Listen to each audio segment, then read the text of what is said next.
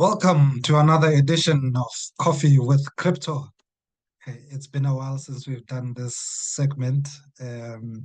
This is the show where we share information around what's happening in the market, what the smartest people in this industry are talking about, and we learn from the best. The crypto connoisseur tries to give you the best information, the most recent happenings that are taking place in the space.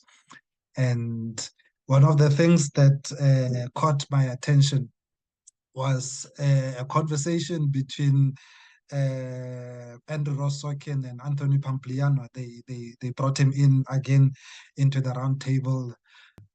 So on this segment, Andrew said something very, very interesting.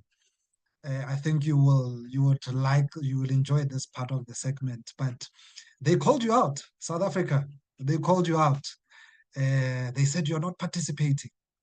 We are in the new age of a new financial system, and they said South Africa is nowhere to be found. Now I'm gonna jump over to the clip. I'm sure you'll enjoy hearing what Andrew has to say and how Anthony Pompliano responds to him. But let's not waste any more time. South Africa, this is what the world have to say about us as a country where Bitcoin is concerned. It's easy to go up. I want to ask you this question, and it goes to the risk on versus the inflation hedge. So I just got back from South Africa, and I literally asked everybody who was around when I was in Zimbabwe, in Zambia. By the way, the rand has done terribly. It's been inflated away.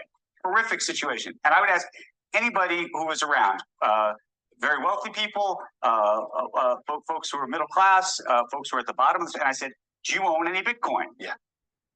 Almost to a T, they said no, that actually was not a thing. And this was, and by the way, it wasn't a scientific study, but a lot of people I asked about Bitcoin because I thought that the conversation we have around this table is that somehow the unbanked and everybody who's in these countries that is struggling with inflation is buying Bitcoin. Yeah. And they're, at least from what I saw, they're not. And then I went to look at the flows, and it also is true that they're not. Yeah. The math does not suggest that the hedge argument on inflation is actually a real one. And I just wonder whether it's sort of used to sort of sprinkle fairy dust to other people who then are speculating. I think there's a lot of people out there that are speculating and want it obviously to go higher, and it's a risk-on asset. That's my take on it at the moment. Yeah. So I think. Hey guys, but the math is not mathic. Andrew Rossokin says you guys are nowhere to be found. I mean, this guy walked through the streets of South Africa, Zimbabwe. I think he was on holiday or something. But these guys spend a lot of time around the new financial system, the new monetary system. And he decided, let me ask around, because what they hear on the other side, I mean, they are first world, right? They are there in the US. And what they hear about Bitcoin as far as the third world countries or emerging markets are concerned, is they're hearing that Bitcoin in those countries is not just a speculating asset. For them, they use it as an investment vehicle, right? What they're hearing on the other side is the people in these countries, in South Africa, in Zimbabwe, in Kenya, and the rest of Africa, they actually are using this currency to do the day-to-day trading, because the currency of their land has gone down considerably. I mean, it's gone down to the dogs. So it is not just a way of speculating and investing for them. They actually use these tokens, use this new monetary system on a daily. So it was a surprise for him to come to South Africa and find out, to ask the men on the streets to hear if they are using Bitcoin. And the guys in South Africa say, what is that? Hey, what is Bitcoin? And listen now, I want you to listen to Anthony Pompliano, right? Because I know this you might take personal. And how Anthony responded to Andrew here, I found it very interesting, because he mentions one country that is in Africa that is actually buying Bitcoin, that is quite involved in cryptocurrencies. Now listen to this. of what country you could look at, and I'll give you kind of two examples, one that supports yours and one that will contradict it. If you go to somewhere like Nigeria, it's definitely true that people are buying Bitcoin, and I don't know why it's happening in Nigeria, not in South Africa, but we see that. Then if you go somewhere like Argentina, there are some... Guys, it's happening in Nigeria and it's not happening in South Africa. Did you get it? It's happening in Nigeria. Now, South Africans, I want to understand. What are we waiting for? My brother on the other side from North Africa is buying Bitcoin. They are taking charge and they are participating in this new financial economy. But for some reasons, the greater majority of South Africans is not participating. Now, help me understand. What are we waiting for? There's this thing that, there's this rivalry between South Africa and North of Africa and our brothers from Nigeria that they seem to, our brother seems to have more money than the average South Africans, and why is that? Now, that the North Africans are participating. Are we waiting for them to make the millions and lead this new revolution and we come from behind? Are we waiting to see what let them first get their fingers bent and we'll come afterwards? Help me understand, South Africans. What are we waiting for? Why are we not participating? It's a very, very key question because the world is moving in this direction. The world is moving into a new monetary system. The foundation of this new finance is being changed. And the rest of the world is participating. You can hear Andrews talking about Argentina.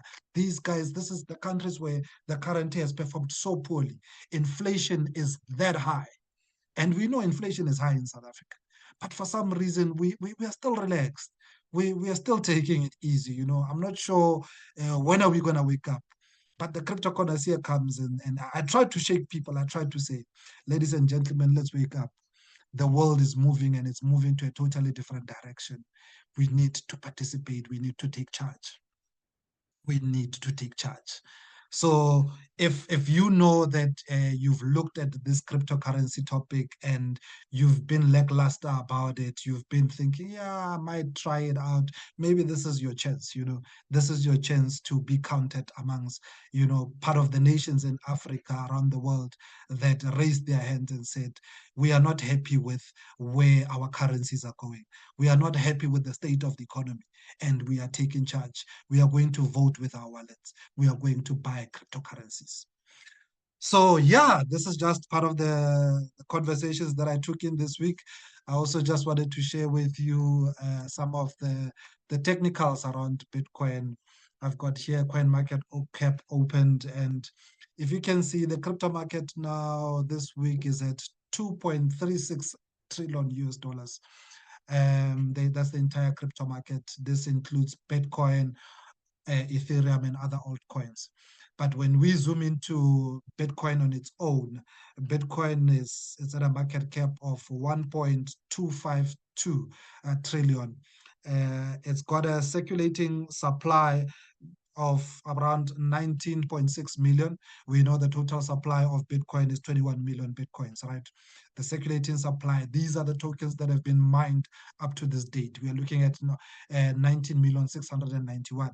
It means for the next couple of years, 20, 40 years, Bitcoin still has another 1.3 million tokens that still need to be mined. And we know we've just gone through the Bitcoin halving not so long ago.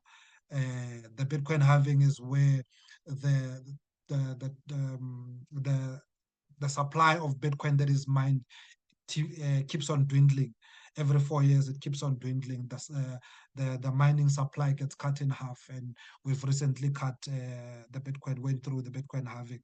So yeah, Bitcoin currently sitting at 63.5 thousand US dollars. I mean, if you listen to this show and you bought Bitcoin a year ago, this time a year ago, Bitcoin was sitting at 29,000 US dollars. We have leapfrog, we have jumped to 63. I mean, we even hit about 74,000, but in the current state, we're at 63,000. So, ladies and gentlemen, here's an asset class that shows you how to beat inflation, that shows you what is possible. You know, you need the young person of today. I know you are very impatient. When we want something, we want it now. Here's one way of securing your wealth, but you're securing the bank.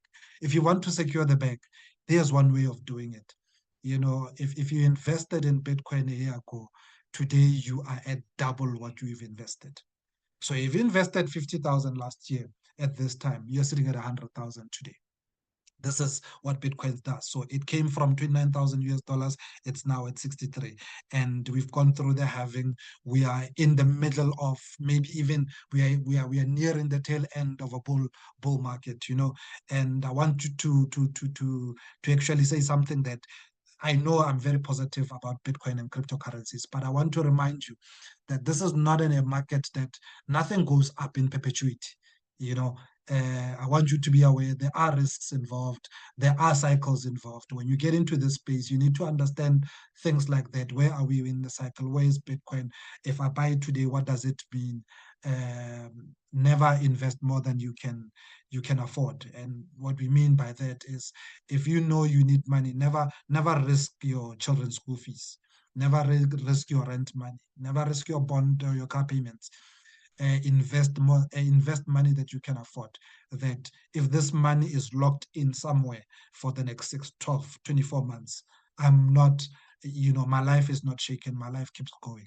So yeah, participate. South Africans, come in, join the crypto revolution. The world is watching you. I know we are there. Politics, we are there. Dance challenges, we are there. The cryptocurrency is challenging you. You need to participate in the new monetary system, in the new finance of the 21st century. Which century are we in? But you just need to participate. On that note, Mzansi, I am your man, the crypto connoisseur, back again with another video.